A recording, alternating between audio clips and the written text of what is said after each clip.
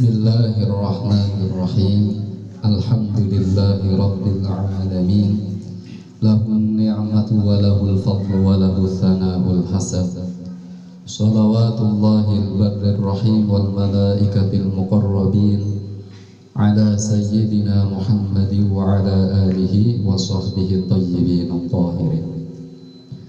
Allahumma la sahla illa ma ja'altahu sahla wa anta ya hayyu ya qayyum taj'alul hazna in syi'ta sahla. Allahumma rzuqna al-ikhlas fil niyyati wal qawli wal amal.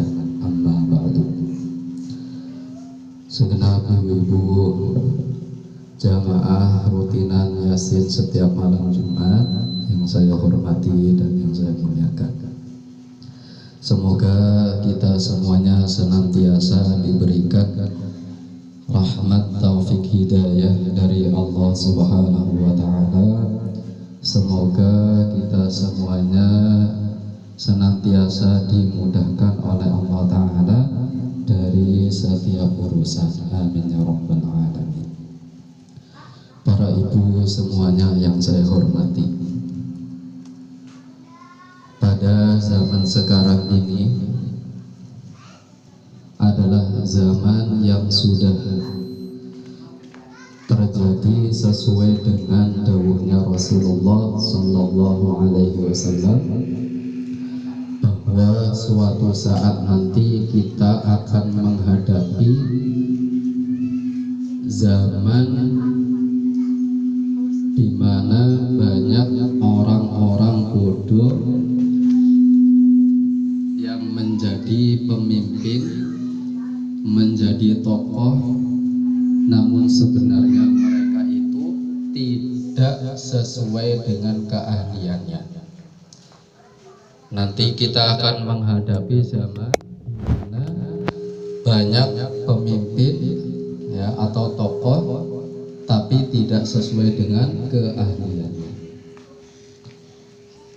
Maka jangan sampai kita terbujuk dengan titel, jangan sampai kita terbujuk dengan ketenaran kemasmuran seseorang. Al-ibratu isabatul haqq, karena yang menjadi tolak ukurnya adalah kebenaran yang sesuai dengan syariat.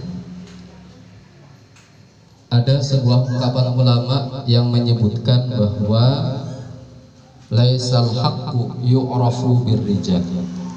Kebenaran itu bukan dipandang dari kemasmuran ketokohan seseorang. Wa innamar rijalu yu'rafuna bil haqq. Tetapi seseorang yang ditokohkan itu karena sebab membawa kebenaran. Lah kita hidup pada zaman di mana orang ketika berbicara persoalan agama dan dia bukan ahlinya, apa yang terjadi? Berfatwa tanpa didasari dengan ilmu. Fa'aftau ma anzalallahu biha min sultan. Berfatwa tanpa didasari ilmu karena memberanikan diri untuk tampil menyampaikan ilmu agama padahal dirinya tidak ahli pada bidangnya. Ini sudah sesuai dengan dawuh Rasulullah Sallallahu Alaihi Wasallam, Innallaha la yaqbidul ilma intiza'an yantazi'uhu minal ibad. Yang maknanya sesungguhnya Allah Ta'ala tidak mencabut ilmu agama ini dengan pencabutan secara keseluruhan dari hamba-hambanya. Wa innama yantazi'uhu biqabdil ulama. Tetapi Allah Ta'ala mencabut ilmu agama ini dengan mencabut arwahnya para ulama. Hatta idza lam yubqi 'aliman ittakhadhan nasu ru'usan juhala. Hingga sampai terjadi ketika tidak ada tersisa orang alim, artinya sedikit orang alim yang ada di muka bumi ini, maka banyak orang-orang menjadikan orang-orang yang tidak ahli dalam ilmu agama sebagai pemimpin. Terus apa yang terjadi? Fasu'ilu, orang-orang tersebut bertanya kepada pemimpin tersebut, fa'aftau bighairi ilmin, kemudian berfatwa tanpa didasari dengan ilmu. Apa yang terjadi? Adallu fa'adallu, maka dia tersesat dan menyesatkan. Coba kita perhatikan zaman saniki, baik zaman corona ataupun zaman sebelum corona, banyak ulama-ulama kita yang sudah diundut, banyak ulama-ulama yang sudah meninggal dunia, yang dipundut para ulama. Ini menunjukkan bahwa zaman sekarang ini adalah zaman yang sesuai yang didhawuhkan oleh Rasulullah, dan nyata beredar di video, baik di YouTube ataupun di FB ataupun penyebaran di WA, di media sosial macam-macam, Twitter, ya, Instagram dan semacamnya. Orang-orang yang masyhur, orang-orang yang terkenal ternyata melontarkan persoalan hukum agama tidak sesuai dengan nas Quran dan hadis dan ijma' ulama, justru bertentangan dengan apa yang telah disepakati oleh ulama. Akhirnya dia tersesat dan menyesatkan orang-orang yang tidak tahu. Maka sekali lagi, jangan sampai kita terbujuk dengan titel, jangan terbujuk dengan ketenaran seseorang.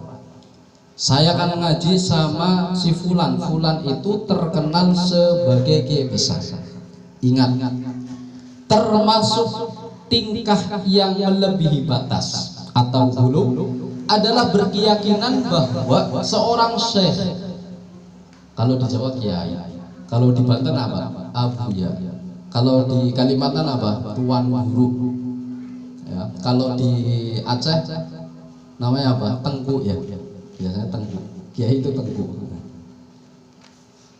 Beranggapan bahwa seorang syekh, seorang ustaz, seorang khatib atau seorang imam pasti benar apa yang disampaikan. Ini adalah sikap yang melebihi batas. Padahal dalam hadis riwayat Imam At-Tabarani, jadi kalau dalam hadis ada tulisan to ba ro alif nun ya, jangan dibaca Tobroni. Kalau Tobroni mah orang Jawa, tapi banyak yang membacanya Tobroni. Yang betul adalah Imam At-Tabarani. Di situ dijelaskan bahwa Rasulullah dawuh, ma min ahadin minkum yukhadu min qawlihi wa yutraku ghaira rasulillah. Tidaklah salah satu dari kalian ucapan yang diambil ataupun ditinggalkan kecuali dawuh-dawuhnya Kanjeng Nabi. Maksudnya di sini hadis menjelaskan sederajat seseorang ya sangat tinggi semisal kalau selain Nabi itu bisa terjadi kesalahan dalam sebagian persoalan. Ini para ulama, apalagi kita. Makanya kita tidak boleh berfatwa tanpa didasari dengan ilmu, karena hukumnya adalah dosa besar. Di dalam Al-Quran Allah Subhanahu wa ta'ala berfirman, wala taqfu ma laysa laka bihi ilm, yang artinya jangan kamu berbicara tanpa didasari dengan ilmu. Jangan memberanikan diri ketika ada pertanyaan dari orang lain. Ini hukumnya apa? Kalau memang tidak tahu, jawab saya tidak tahu, saya belum pernah mendengar jawaban ini. Jangan sampai karena sudah ditokohkan, karena sudah saya kiai besar, ya, santrinya ribuan, gitu kan. Terus kemudian ada pertanyaan yang sebenarnya dia tidak mampu menjawab, khawatir nanti dikatakan orang bodoh kalau nggak menjawab pertanyaan ini. Akhirnya memberanikan diri ya, menjawab pertanyaan yang tidak diketahui. Ini sangat bahaya sekali. Wala taqfu ma laysa laka bihi ilm. Ai la taqul qawlan bi ghairi ilmi. Artinya jangan sekali-kali panjenengan berbicara tanpa didasari dengan ilmu. Maka seyogianya bagi kita agar selamat dalam persoalan agama, senantiasa mengingat kata-kata la adri. Napa Bu? La adri. La adri artinya saya tidak tahu. Jangan sampai kita mengucapkan saya pernah mendengar ini, padahal kita tidak pernah mendengar. Jangan sampai seperti itu. Apalagi dibentur-benturkan kata kiai ini kiai itu. Barangkali kita saat ngaji itu tidak fokus, kan bisa jadi, ya kan, pas tilem terus bangun, oh hukumnya haram, padahal lagi menjelaskan sesuatu yang haram, padahal enggak ya. Terus kemudian ada sebuah hadis yang menguatkan tentang hukum.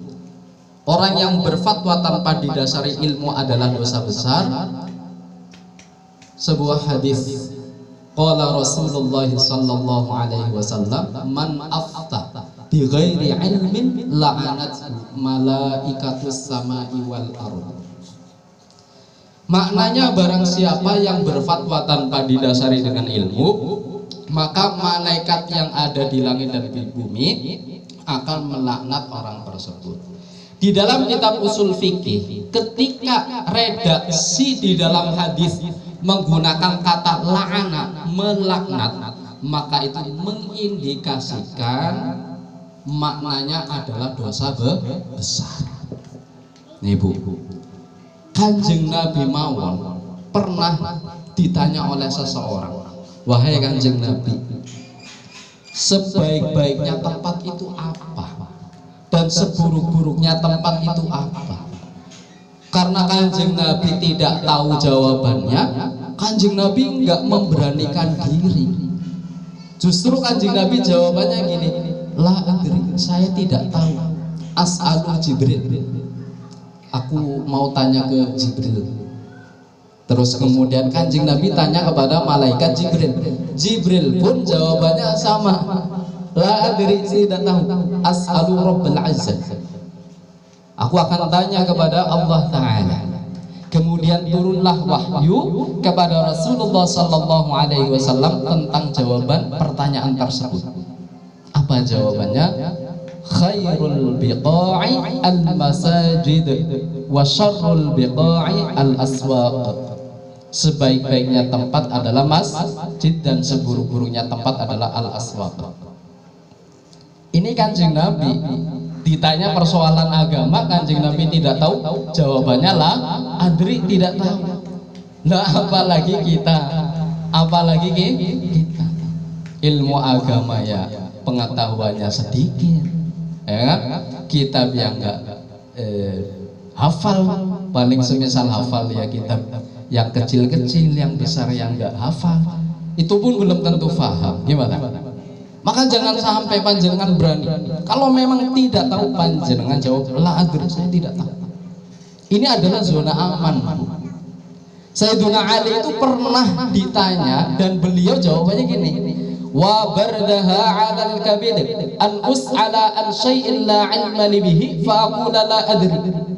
Ini kata Sayyiduna Ali, sungguh sangat tenang hatiku ini ketika aku ditanya tentang persoalan agama lalu aku tidak tahu dan aku jawabannya la adri, saya tidak tahu. Itu Sayyidina Ali. Bahkan Imam Malik, ya, pendiri mazhab Malikiyah, beliau ditanya pertanyaan yang begitu banyak. Kalau nggak salah ada 48 pertanyaan. Lalu kemudian Imam Malik hanya menjawab 6 pertanyaan saja dari 48 pertanyaan. Sisanya Imam Malik mengatakan la adri, saya nggak tahu. Ini Imam Malik. Dan juga Imam Malik pernah suatu ketika didatangi oleh seorang laki-laki bertanya tentang persoalan ilmu agama. Imam Malik jawabannya saya tidak tahu.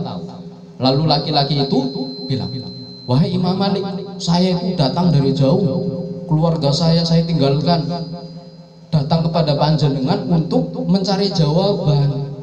Lah terus semisal saya pulang dari panjenengan ke rumah, saya nggak mendapat jawaban, lalu gimana?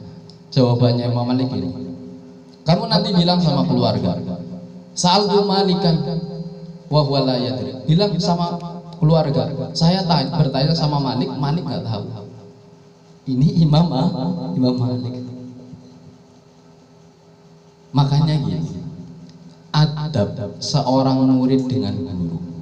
Ya, panjenengan kenal Syekh Abdul Qadir Al-Jilani. Beliau itu ngendikan ngeten, idza alimal muridul khoto'a ala syekhi falyunabbih. Apabila ada seorang murid, misal panjenengan ya, tahu saya menyampaikan ilmu agama tapi keliru, apa yang harus panjenengan lakukan? Falyunabbih, diingatkan, Pak Ustadz pengampunan, wow penjelasannya nggak seperti itu, yang benar kayak gini ya, baik nanti di majelis ataupun di luar majelis, supaya nanti diralat. Terus kemudian fa'in roja'a an khotoihi fadzakal amru, jika sang ustadz itu diingatkan mau, alhamdulillah, maka ini urusannya sudah selesai. Tapi kalau ustadznya nggak mau diingatkan, apa yang harus panjenengan lakukan? Tinggalkan ucapan tersebut, wattabi' syar'a, ikutilah syariat yang benar. Begitu juga Said Ahmad Ar-Rifai, beliau mengatakan seperti itu, salim lil qaumi ahwalahum, pasrahkan keadaan kaum sufi. Artinya tidak usah kita mengkritik apa yang dilakukan oleh kaum sufi selagi malam yukhalifus syariah, selagi mereka tidak berlawanan dengan syariat. Fa in khalafus syar'a watba'is syar'a, fa in khalafus syar'a watba'is syar'a. Namun jika mereka kaum sufi itu melanggar syariat, maka panjenengan harus ikut syariat. Para ibu semuanya yang saya hormati, bahwa yang berhak kita ikuti adalah syariat. Ada sebuah cerita, suatu ketika Sayyidina Umar radhiyallahu anhu, ya, Sayyidina Umar itu adalah Amirul Mukminin, pemimpinnya orang-orang mukmin. Ini Sayyidina Umar. Nah, kalau seorang ustadz atau kiai benar-benar memiliki rasa kasih sayang dan cinta kepada muridnya ataupun jamaahnya, maka ketika diingatkan di hadapan para jamaahnya, sang kiai itu atau sang ustadz itu akan menerima lapang dada.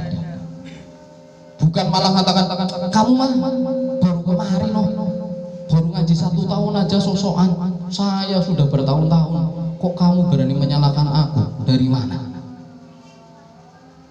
Ya, ini namanya egois. Ya, namanya egois. Coba kita tengok ceritanya Sayyidina Umar. Pernah suatu ketika Sayyidina Umar sedang khutbah memuji kepada Allah Subhanahu wa taala, dan di dalam khutbahnya Sayyidina Umar mengatakan seperti ini, ala la tughadu fi shadaqin nisa, panjenengan semua jangan memberikan mahar sama calon istri dengan mahar yang banyak, ya gitu. Nggak usah banyak-banyak katanya, kata Sayyidina Umar. Ya panjenengan kan senengnya mahar singkat kata kan. Terus Sayyidina Umar mengatakan, saya tidak pernah mendengar salah satu seorang sahabat yang memberikan mahar kepada calon istrinya ya dengan mahar yang lebih dari mas kawin yang Rasulullah berikan kepada istri-istrinya. Kalau semisal ditemukan ada laki-laki yang memberikan mahar banyak melebihi dari maharnya Kanjeng Nabi, maka lebihannya akan ditaruh di Baitul Mal. Setelah itu, setelah turun dari mimbar, ada seorang wanita dari suku Quraisy. Seorang wanita dari suku Quraisy bilang gini, wahai Umar, panjenengan mau mengatakan bahwa tidak boleh memberikan mahar banyak kepada seorang wanita. Sebenarnya yang berhak aku ikuti itu Al-Quran apa ucapan panjenengan? Jawab Sayyidina Umar dengan tegas, Al-Quran. Pripun?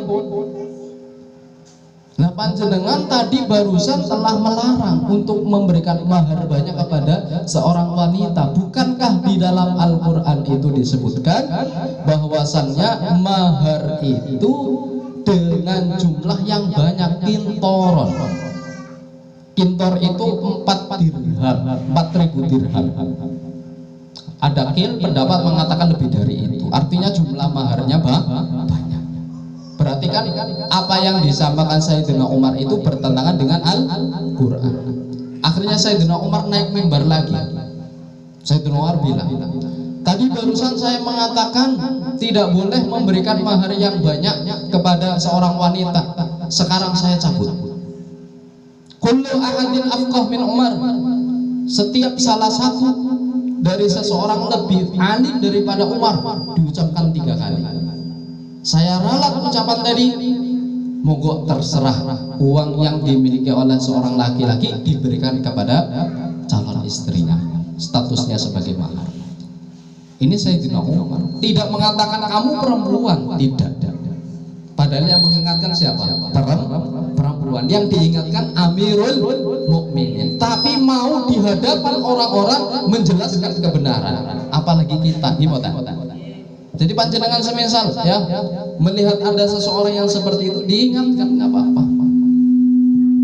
Akhirnya nanti panjenengan akan tahu, oh ini seseorang yang benar-benar memiliki rasa kasih sayang dan tidak.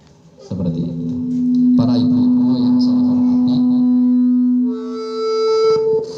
semoga bisa bermanfaat kepada kita semuanya dan bisa mengamalkan apa yang saya sampaikan. Nasihat ini bukan untuk panjenengan saja, tapi nasihat ini khususnya untuk pulau. Jadi saling menasehati.